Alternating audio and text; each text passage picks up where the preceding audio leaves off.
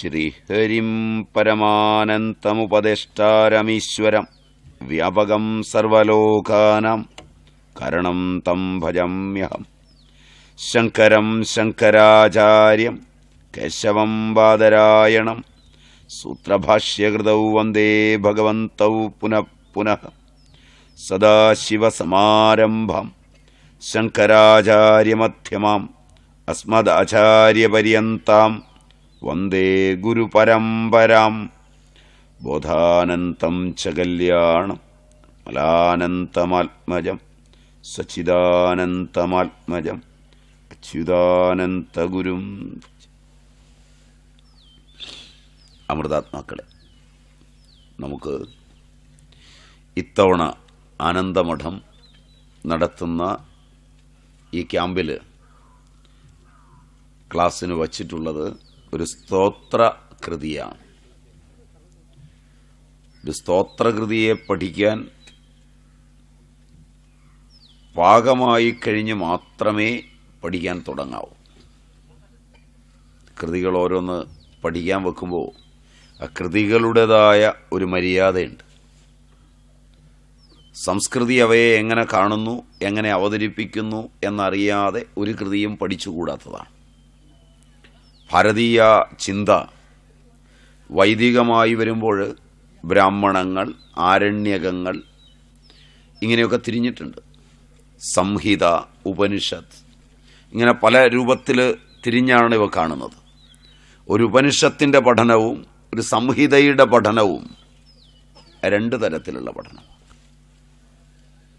അവയെ ആധുനികമായ ബുദ്ധിവൈഭവം കൊണ്ട് സമീപിക്കുമ്പോൾ എല്ലാത്തിനെയും ബുദ്ധി കാര്യകാരണ പടലങ്ങളെ വെച്ചാണ് സമീപിക്കുക. കാര്യകാരണങ്ങളെ വെച്ച് സമീപിക്കുന്ന ബുദ്ധിയുടെ പരിമിതിയെക്കുറിച്ച് ബുദ്ധിക്ക് നിശ്ചയവും ഉണ്ടാവില്ല. ബുദ്ധി പരിമിതമാണ് എന്നൊരു സത്യം മനസ്സിലാക്കി സമീപിക്കേണ്ട ഒട്ടേറെ പഠനങ്ങളുണ്ട്. സംഹിതയെ എങ്ങനെ സമീപിക്കണം? ഏറ്റവും പ്രാചീനങ്ങളായ അറിവുകൾ അവ അവതരിപ്പിച്ച ആചാര്യന്മാർ എങ്ങനെയാണ് അവ അവതരിപ്പിച്ചിട്ടുള്ളത്? അതിന് സംഹിതയ്ക്ക് സംഹിതയുടേതായ രീതിവിധാനങ്ങളുണ്ട്. സംഹിതയിൽ നിന്ന് ഉപനിഷത്തിലേക്ക് എത്തുമ്പോൾ സംഭവം മറ്റൊന്നാണ്. സംഹിതയുടെ ഭാഷാരീതികളെല്ലാം മാറും. രണ്ടും വേദമാണ്. അപ്പോൾ വേദം തന്നെ ഇങ്ങനെ രണ്ടായി കാണും. അത് വീണ്ടും സ്തുതികളായി, ദേവതാസ്തുതികളായി രൂപാന്തരപ്പെടുമ്പോൾ വീണ്ടും മാറ്റമുണ്ട്. സംഹിതയിൽ തന്നെ മന്ത്രങ്ങളെ സംബന്ധിച്ച് വീണ്ടും മാറ്റമുണ്ട്. മന്ത്രദ്രഷ്ടാക്കളായ ഋഷിമാർ ആ മന്ത്രങ്ങളെ ദർശിച്ചെഴുതിയവയാണ്. അപ്പോൾ ഈ വ്യത്യാസങ്ങളെല്ലാം പ്രാചീന പഠനങ്ങളിലുണ്ട്. പിന്നീട് കാലാന്തരത്തിൽ അവയോട് സാൽമ്യം വരുന്ന വ്യാഖ്യാന ഭേദങ്ങൾ ഒട്ടേറെ വന്നിട്ടുണ്ട്.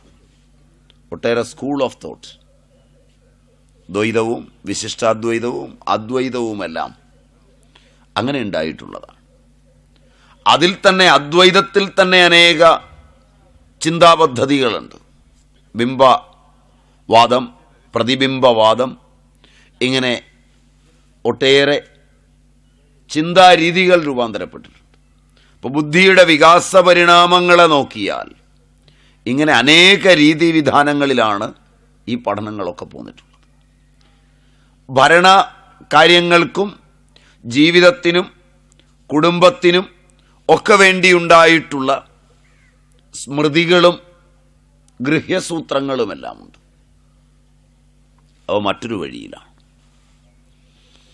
ഇവയെല്ലാം ആധുനികൻ സമീപിക്കുന്ന രീതിയും പ്രാചീനൻ സമീപിക്കുന്ന രീതിയും പാരമ്പര്യവാദി സമീപിക്കുന്ന രീതിയും പാരമ്പര്യേതരന്മാർ സമീപിക്കുന്ന രീതിയും വ്യത്യസ്തമാണ്. ഇതിലൊക്കെ പെട്ടവർ നിങ്ങളുടെ ഇടയിൽ ഇരിപ്പുണ്ടാവും. ഇത് കൃത്യമായി പഴയ രീതിയിൽ ഒരു ഗുരുകുല സമ്പ്രദായത്തിൽ അതിൻ്റെ സാധനാനുഷ്ഠാനങ്ങളോടുകൂടി പഠിക്കാൻ വന്നിട്ടുള്ളവരാണ് എല്ലാവരുമെന്ന് ധരിക്കുന്നത് സത്യമായിരിക്കില്ല എന്നാണ് എൻ്റെ വിശ്വാസം.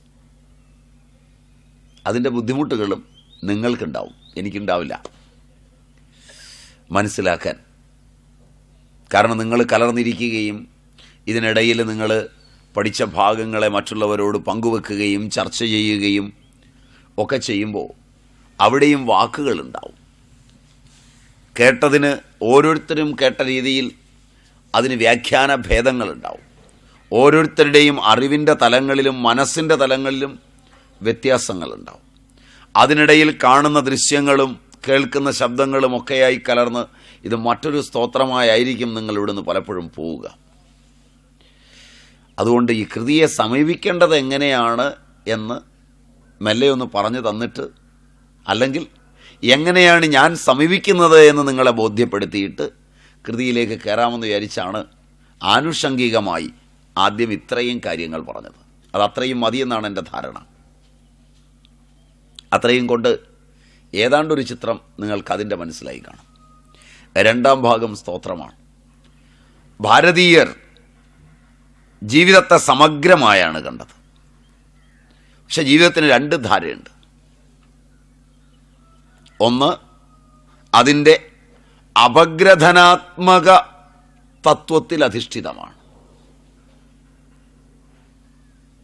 രണ്ട് സംയോജക തത്വത്തിൽ അധിഷ്ഠിതമാണ്. മലയാളം നിങ്ങൾക്ക്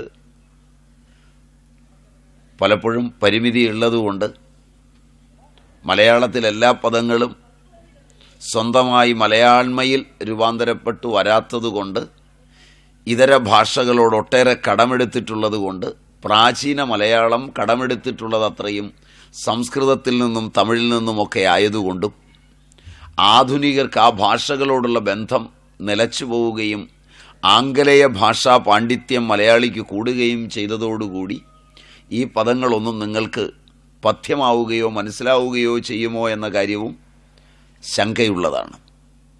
എൻ്റെ ശങ്കയൊക്കെ ന്യായമാണോ എന്നെനിക്കറിയില്ല, അത് നിങ്ങൾക്ക് പറയാം. എൻ്റെ ശങ്കകൾ ന്യായപൂർവകങ്ങളാണോ അല്ലെങ്കിൽ പറയാം. അതുകൊണ്ട് ഞാൻ ഉപയോഗിച്ച പദം സംയോജക ആത്മക തത്വം അടിസ്ഥാനപ്പെടുത്തിയുള്ള ചിന്താരീതിയും അപഗ്രഥനാത്മക തത്വാധിഷ്ഠിതമായ ചിന്താരീതിയും എന്ന രണ്ട് ചിന്താരീതിയെ ഡിഫറൻഷ്യേറ്റിംഗ് മൂഡ് എന്നും ഇൻ്റഗ്രേറ്റിംഗ് മൂഡ് എന്നും ആധുനിക ഭാഷ ഉപയോഗിച്ച് ഏതാണ്ട് അടുത്തു പറയാം. ഇപ്പം നിങ്ങൾക്ക് മനസ്സിലായി എന്നായിരിക്കും നിങ്ങളുടെ ധാരണ. ഇപ്പം ഏതാണ്ട് ഞാൻ ഇത്രയും പറഞ്ഞാൽ മതിയായിരുന്നു, മറ്റതൊന്നും പറയേണ്ടതില്ലായിരുന്നു. പക്ഷെ മറ്റതാണ് എനിക്ക് മനസ്സിലാകുന്നത്. അതിൻ്റെ അടുത്തേക്ക് നിങ്ങൾക്ക് മനസ്സിലാക്കി തരാവുന്ന പദങ്ങൾ ഉപയോഗിക്കുവാൻ മാത്രമേ അവിടെ എനിക്കാവൂ. എനിക്ക് വലിയ പഥ്യമായ ഭാഷയല്ല മറ്റത്. അതുകൊണ്ട് തന്നെ അതിൻ്റെ പരിമിതികൾ എൻ്റെ ക്ലാസ്സിൽ നിങ്ങൾ അനുഭവിക്കുകയും ചെയ്യും. പറയാൻ മടിയൊന്നുമില്ല. എങ്കിലും നിങ്ങൾക്ക് മനസ്സിലാകുന്ന തരത്തിൽ പറയേണ്ടതുകൊണ്ട് അല്പസ്വല്പം വാക്കുകളൊക്കെ അതിൽ നിന്നറിയാം. അത് ഞാൻ യോജിപ്പിച്ച് പറഞ്ഞു തരാം. അങ്ങനെ പറയുന്നതല്ലേ ഉചിതം. അതാണല്ലോ മര്യാദയും. അതുകൊണ്ട് രണ്ട് പ്രിൻസിപ്പിൾസ് ഉണ്ട്. One differentiating principle, the other one integrating principle.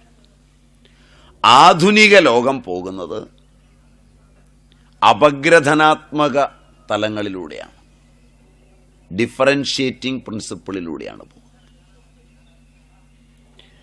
പലപ്പോഴും ആ പ്രിൻസിപ്പിളിലൂടെ പോകുമ്പോൾ ഏതൊന്നിനെ ഡിഫറൻഷ്യേറ്റ് ചെയ്ത് മനസ്സിലാക്കുവാൻ ശ്രമിക്കുന്നുവോ മനസ്സ് സാഹചര്യ സംബന്ധിയായ ഒട്ടേറെ കാര്യങ്ങളെ കൊണ്ട് അതിൽ നിന്ന് വളരെ ദൂരത്ത് ചെന്നാണ് അറിഞ്ഞു എന്ന് സങ്കല്പിക്കുന്നത്. അത് മനസ്സിലായോ എന്നറിയില്ല.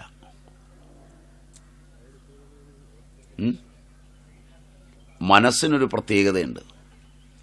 ഒരു ശബ്ദം കേൾക്കുകയാണെങ്കിൽ ആ കേൾക്കുന്ന സമയത്ത് കാണാനാവില്ല. ഇന്ദ്രിയങ്ങളെല്ലാം സജീവമാണെങ്കിലും കേട്ട് ഗ്രഹിക്കുകയും കണ്ട് ഗ്രഹിക്കുകയും തൊട്ട് ഗ്രഹിക്കുകയും മണത്ത് ഗ്രഹിക്കുകയും ഒരേ സമയത്ത് ചെയ്യാനാവില്ല. പക്ഷേ ബുദ്ധിമാന്മാരെ ഏറ്റവും കളിപ്പിക്കുന്ന ഒരു സാധനമാണ് ഈ മനസ്സ്. അങ്ങനെ പറ്റുമെന്നാണ് അവൻ്റെ ബുദ്ധിയിൽ തോന്നുക. നിങ്ങൾക്കും ഈ തോന്നലുണ്ട്.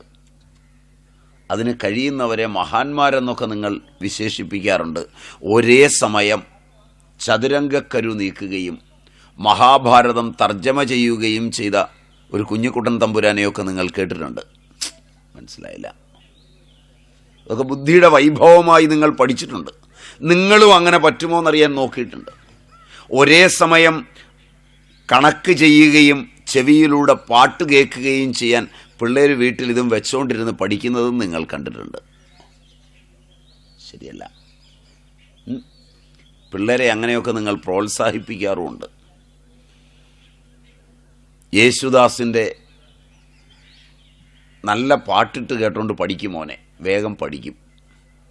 നീ ഭഗവത്ഗീത ശ്ലോകം കേട്ടോണ്ട് കണക്ക് ചെയ്യും. ഇങ്ങനെയൊക്കെ പറയാറുണ്ട്. ഇവിടെ മനസ്സ് അപഗ്രഥനാത്മകതയുടെ വൈകല്യത്തിലേക്കാണ് പലപ്പോഴും കടന്നു പോവുക. എന്ന് പറഞ്ഞാൽ ഒരു കാര്യം കണ്ടിട്ട് അത് 20-1 സെക്കൻഡിനുള്ളിൽ വേറൊന്നിനെ കണ്ടാൽ തുടർച്ചയായി മനസ്സിലാക്കും. അതിനിടയിൽ ഒരു 20-1 സെക്കൻഡിന് ഉള്ളിൽ ഒരെണ്ണം കഴിഞ്ഞ് അതിനുള്ളിൽ മറ്റൊരെണ്ണം തുടങ്ങിയിട്ട് അത് വിട്ട് അടുത്തത് വരുമ്പോഴുള്ള തുടർച്ചയാണ് നിങ്ങളുടെ കാഴ്ചകളായിത്തീരുന്നത്. നിങ്ങൾക്ക് മനസ്സിലാകാനൊരു ഉദാഹരണം കൊണ്ട് പറഞ്ഞാൽ, 1000 താമരയിലെ അടുക്കി വെച്ച് അതിലൂടെ ഒരു സൂചി കടത്തി വിട്ടാൽ ആ സൂചി എല്ലാ താമരയിലയിലൂടെയും ഒരേ സമയത്താണ് പോയത് എന്ന് സ്ഥൂലമായി നിങ്ങൾക്ക് തോന്നും. ആദ്യത്തെ ഇലയെ മുറിച്ചതും 10ാമത്തെ ഇലയെ മുറിച്ചതും സമയത്തിൻ്റെ 2 കാലയളവിലാണ്. മനസ്സിലായില്ല? ഏതാണ്ട് പിടികിട്ടി? ഇതുപോലൊരു മെക്കാനിസം മനസ്സിനുണ്ട്. അതുകൊണ്ട് മനസ്സ് വികൃതമാകാനും ഇടയുണ്ട്. ബുദ്ധി ഇതറിയാതെ മനസ്സിന് അടിപണിഞ്ഞു നിൽക്കുമ്പോൾ, ഒരേ സമയം ഒട്ടേറെ കാര്യങ്ങൾ ചെയ്യുന്നു എന്ന് തോന്നിപ്പിക്കുമ്പോൾ ഒന്നിലും ഏകാഗ്രതയില്ലാതാകുന്നു എന്നൊരു വസ്തുതയുമുണ്ട്.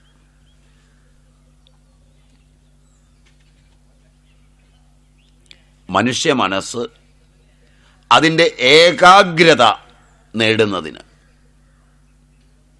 വൃത്തികളുടെ 2 തലങ്ങളാണ് ഏകാഗ്രതയും നിരോധവും.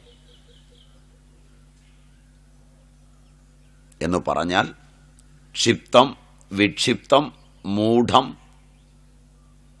നിരോധം, ഏകാഗ്രത. അതിൽ ക്ഷിപ്തവും വിക്ഷിപ്തവും മൂഢവും മനസ്സിനെ ഉത്തമ തലങ്ങളിലേക്ക് കൊണ്ടുപോകാൻ സഹായിക്കുന്നതല്ല. നിരോധത്തിൻ്റെയും ഏകാഗ്രതയുടെയും ഭാവവൈശിഷ്ട്യങ്ങളെ ഉപയോഗിച്ചാൽ ഒരുവന് ഭാവനാപ്രധാനമായ യോഗസാധനയിലേക്കെത്താം,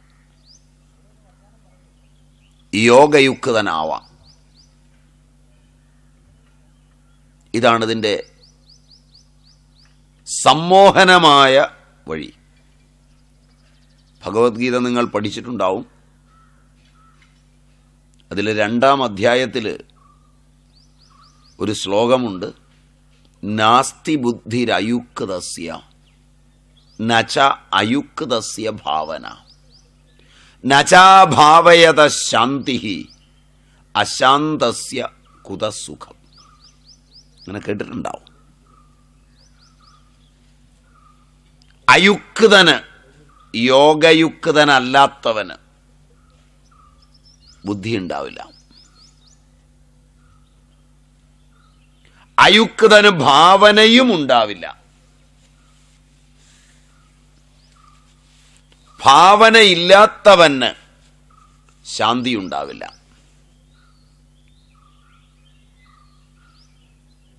അശാന്തന് സുഖവും പറഞ്ഞിട്ടില്ല. അപ്പൊ സ്വന്തം ഭാവനയുടെ ഒരു ലോകമുണ്ട്, യോഗയുക്തമായ ഭാവനയുടെ. ആ ലോകത്തെയാണ് അവിടെ പറയുക. ആ യോഗയുക്തതയിൽ നിരോധവും ഏകാഗ്രതയും പ്രധാനമാണ്. മനസ്സ് ഏകാഗ്രമാകുന്നതിന്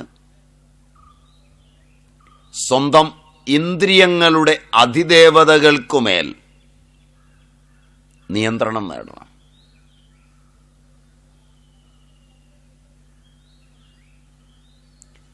അനേക കോശങ്ങളുടെ ഒരു സമൂഹമാണ് ടിഷ്യൂ എന്ന് വിളിക്കുന്നത്. അനേകം ടിഷ്യൂ സമൂഹങ്ങളുടെ ഒരു ചേർച്ചയാണ് ഈ ശരീരം തന്നെ. ബോധസീമ ഓരോ കോശാന്തരഗതമായും നമ്മിൽ പ്രവർത്തിക്കുന്നുണ്ട്. ഓരോ അവയവ പരമായി പ്രവർത്തിക്കുന്നുണ്ട്. കയ്യ് അബോധത്തിലും ഉപബോധത്തിലും സുബോധത്തിലും 3 തരത്തിൽ പ്രവർത്തിക്കുവാൻ നിയുക്തമാണ്. ബോധപൂർവം എൻ്റെ കൈ ചലിക്കുന്നതും ഉപബോധപൂർവം എൻ്റെ കൈ ചലിക്കുന്നതും 2 തരം ചലനങ്ങളാണ്. എൻ്റെ ഭാഷ മനസ്സിലാകുന്നുണ്ടാവൂ? ഒരുമിച്ച് പോകാൻ പറ്റുന്നുണ്ട് അടുക്കൂടെ? ഭാഷയിൽ ഇനി ലാളിത്യമൊന്നും വേണ്ടിവരില്ല. കാരണം രാവിലെ ആരോ ഒരാൾ വന്ന് പറഞ്ഞു, സ്വാമിജി ലളിതമായിട്ടൊക്കെ പറയണം, മനുഷ്യർക്ക് മനസ്സിലാകുന്ന ഭാഷയെ പറയണം.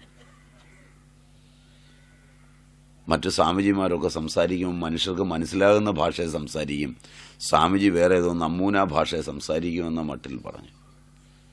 അത് തിരിപ്പുണ്ട്, വിഷമിക്കണ്ട. അതുകൊണ്ട് ഞാൻ പരമാവധി ഒന്ന് മസിൽ പിടിച്ച് നോക്കുകയാണ്, നിങ്ങൾക്ക് മനസ്സിലാവുമോ എന്നറിയാൻ. മനസ്സിലാകുന്നുണ്ട്, കുഴപ്പമില്ല. കുഴപ്പം വരുമ്പോൾ ആളിറങ്ങണം എന്ന് പറഞ്ഞാൽ മതി, ഞാൻ നോക്കാം, ശ്രമിക്കാം. തളിപ്പറമ്പുകാർ വിളിച്ചുകൊണ്ട് വന്നിട്ട് ഞാൻ ആർക്കും മനസ്സിലാകാത്ത ഭാഷയിൽ എന്തൊക്കെയോ പറഞ്ഞിട്ട് പോയി എന്നിനി പരാതി പറയണ്ട. അതുകൊണ്ട് ഞാൻ വളരെ നിർത്തി വളരെ വിശദീകരിച്ച് വളരെ കാര്യമായി പറഞ്ഞു തരാൻ ശ്രമിക്കാം. ഇനി അതിനൊരു വിഷമം ഉണ്ടാവണ്ട. അപ്പോൾ എവിടെയാണ് പറഞ്ഞു നിർത്തി? ഞാനത് മറന്നുപോയി. ഓരോ കോശത്തിനും അതിൻ്റെ തലമുണ്ട്, ഓരോ ടിഷ്യുവിനും അതിൻ്റെ തലമുണ്ട്, ഓരോ ഇന്ദ്രിയങ്ങൾക്കും അതിൻ്റെ തലമുണ്ട്, ഓരോ അവയവത്തിനും അതിൻ്റെ തലമുണ്ട്. ഇപ്പം കണ്ണ് ബോധപൂർവമായി കാണുന്ന കാഴ്ചകളുണ്ട്, ഉപബോധപൂർവം കാണുന്ന കാഴ്ചകളുണ്ട്. ഒരു അർത്ഥബോധാവസ്ഥയിൽ എൻ്റെ കാഴ്ചകളെ വ്യവസ്ഥാപിതമായി നോക്കിയാൽ ഞാൻ കണ്ട് വ്യക്തതയോടെ എൻ്റെ അറിവിലേക്ക് വന്ന് മറഞ്ഞ കാഴ്ചകൾ, എനിക്കെന്തോ സാമാന്യമായി മനസ്സിലായ കാഴ്ചകൾ. ആരോ ഒരാളെ ഞാൻ കണ്ടു, എന്തോ ഒന്നിനെ കണ്ടു, ഏതോ ഒരു നിറം കണ്ടു. അവിടെ വ്യക്തിവിശേഷമില്ലാതെ സാമാന്യമായി കണ്ട കാഴ്ചകൾ. എൻ്റെ സമീപത്ത് തന്നെയാണ് കാര്യം നടന്നത്, ഞാൻ കണ്ടില്ല, മറ്റൊരാൾ കണ്ടു. എൻ്റെ ബോധം ശൂന്യപ്രത്യയത്തിൽ നിൽക്കുമ്പോൾ, കാഴ്ചയുടെ ശൂന്യപ്രത്യയത്തിൽ നിൽക്കുമ്പോൾ, എനിക്ക് കാണാൻ കഴിയാത്തതും ഞാൻ കാണേണ്ടിയിരുന്നതും കണ്ടിരുന്നു എങ്കിൽ എൻ്റെ വ്യക്തിത്വം മാറുമായിരുന്നതും. എന്നാൽ എന്നെ കാണിക്കാതെ മറ്റൊരുവന് ദൃഷ്ടിക്ക് ഗോചരമായതും ആയ കാര്യങ്ങളുണ്ട്.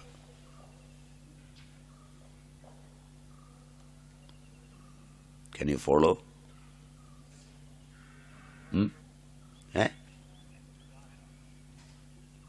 എൻ്റെ വീട്ടിൽ ഞാൻ അറിഞ്ഞാൽ ഒരുപാട് ധനം ലാഭമുണ്ടാകുന്ന ഒരു കാര്യം, അതങ്ങനെയാണ് ചെയ്യാൻ പോകുന്നതെന്ന് ഞാൻ അറിയുന്നുവെന്ന് ധരിച്ച് എൻ്റെ ഭാര്യയും മകനും കൂടി എൻ്റെ അടുക്കൽ നിന്ന് തന്നെ ഒരു കർമ്മത്തെ ചെയ്യുകയാണ്. ഞാൻ അറിയാതെ എന്നെ ഒളിച്ചിട്ടില്ല അവർ. എന്നെ കാങ്കയാണ് അവർ ചെയ്യുന്നത്.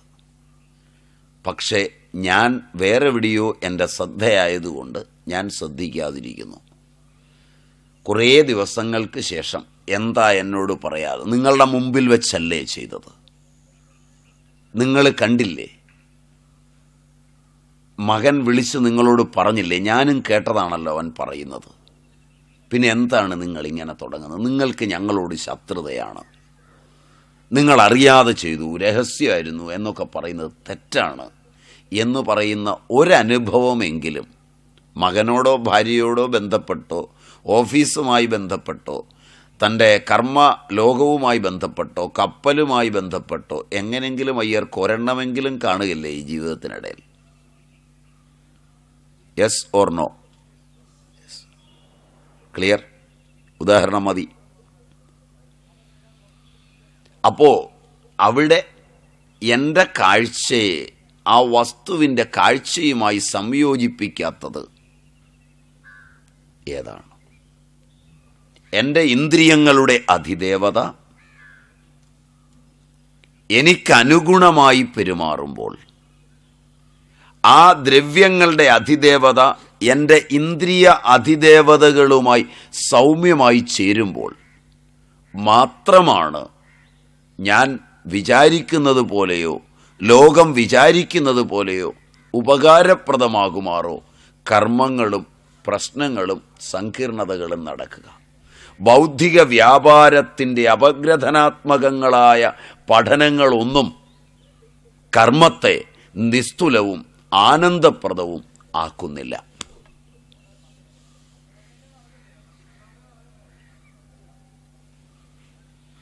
വ്യക്തിയുടെ വിശേഷവിധിയായ ബൗദ്ധിക പ്രതിഭകളൊന്നും അവൻ്റെ ജീവിതാനന്ദത്തിൻ്റെ രഹസ്യ കേന്ദ്രങ്ങളിലേക്ക് കടന്നു ചെല്ലുവാൻ പര്യാപ്തമല്ല.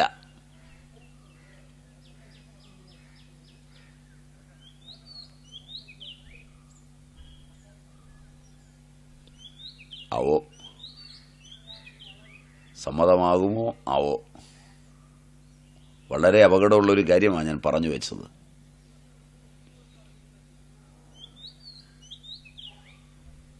അതിൻ്റെ തലത്തിൽ നിങ്ങൾക്ക് മനസ്സിലായി എങ്കിൽ മനസ്സിലായി.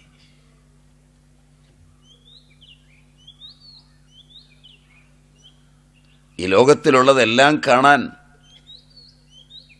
കണ്ണുകൾ പര്യാപ്തമല്ലെന്ന് പറഞ്ഞാൽ നിങ്ങൾക്ക് മനസ്സിലാവും. അകലെയുള്ളതൊന്നും കാണാൻ പറ്റില്ല, കണ്ണിന് പോകാവുന്ന ഒരു ദൂരം ഉണ്ടെന്ന് പറഞ്ഞാൽ മനസ്സിലാവും. കണ്ണിൻ്റെ മുമ്പിൽ നടക്കുന്നത് കാണാൻ കഴിയാതിരിക്കുമാറ് ദേവതാവിജ്ഞാനത്തിൻ്റെ രഹസ്യകേന്ദ്രമാണ് കണ്ണും ചെവിയുമെല്ലാം എന്ന് പറഞ്ഞാൽ നിങ്ങൾ അത്ര വേഗം സമ്മതിക്കില്ല. മനസ്സിലായില്ല?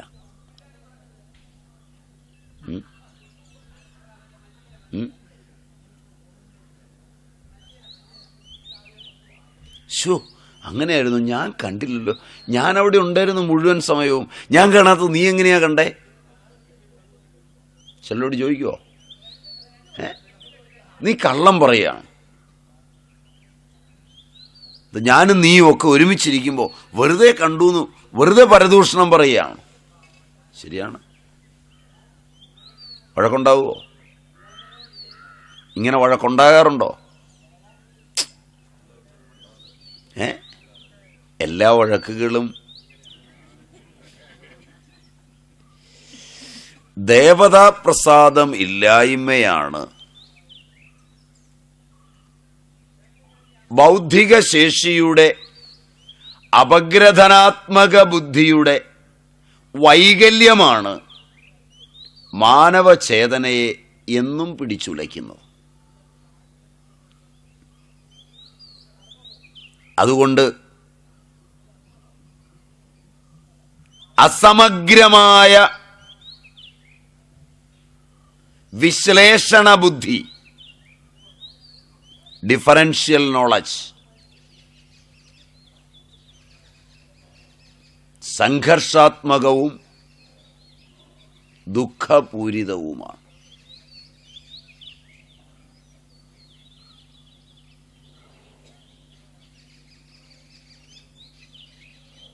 വിശ്ലേഷണാത്മകമായ ബുദ്ധിക്ക് അപ്പുറം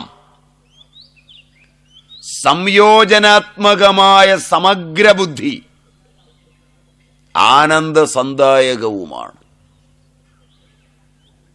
ആ സമഗ്രത ദേവതാ വിജ്ഞാനത്തിൻ്റെ ഉപാസനാലോകങ്ങൾക്കു മാത്രം പരിചിതമാണ്. അങ്ങനൊരു കൃതി പഠിപ്പിക്കുവാൻ ഞാൻ അധികാരിയാണോ എന്നെനിക്ക് സംശയമുണ്ട്. അത് പഠിക്കുവാൻ നിങ്ങൾക്ക് അധികാരമായോ എന്നും എനിക്ക് ശങ്കയുണ്ട്. പക്ഷേ യാദൃച്ഛികമാകാം ഒരു സ്തോത്രകൃതിയെ നിങ്ങൾക്ക് പറഞ്ഞു തരാൻ നിയോഗം എനിക്ക് വന്നിരിക്കുന്നു.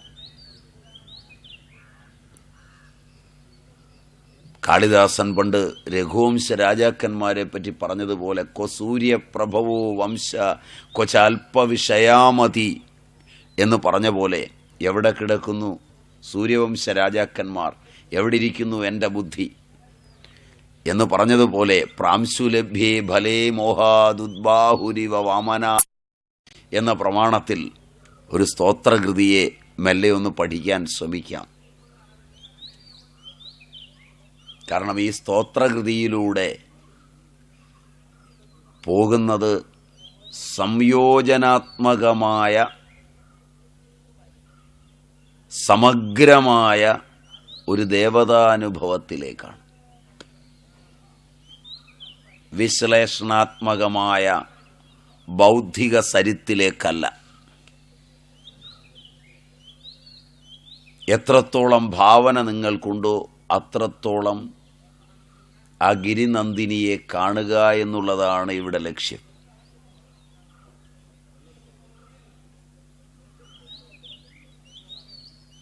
അല്ലാതെ ഇതിനെ ബൗദ്ധിക സരിത്തിൽ അപഗ്രഥിച്ച് പഠിക്കാൻ ശ്രമിച്ചാൽ അനുഭൂതിയില്ലാതെ ഇറങ്ങിപ്പോകേണ്ടി വരും. ആനുഭൗതിക സത്തയുടെ ലോകങ്ങളിലൂടെ പോകുവാനാണ് പ്രാചീനൻ ഈ രണ്ട് തലങ്ങൾ, ഒന്ന് ഇന്ദ്രിയ അധിഷ്ഠാതൃ ദേവതകൾ, അവയവ അധിഷ്ഠാതൃ ദേവതകൾ, കർമ്മ പരങ്ങളായ കർമാധിഷ്ഠാന ദേവതകൾ. ഏത് കർമ്മവും വിജയമാകുന്നത് കർമ്മത്തിൻ്റെ ദേവത വശകയാകുമ്പോഴാണ്. കർമ്മം പഠിച്ചതുകൊണ്ട് കാര്യമില്ല. അതുകൊണ്ട് പ്രാചീനൻ നിങ്ങളുടെ വിദ്യാസങ്കേതങ്ങളെയൊക്കെ അത് വിശ്ലേഷണാത്മകങ്ങളാണെങ്കിൽ വിവരദോഷമെന്ന് പറയാൻ മടി കാണിച്ചിട്ടില്ല.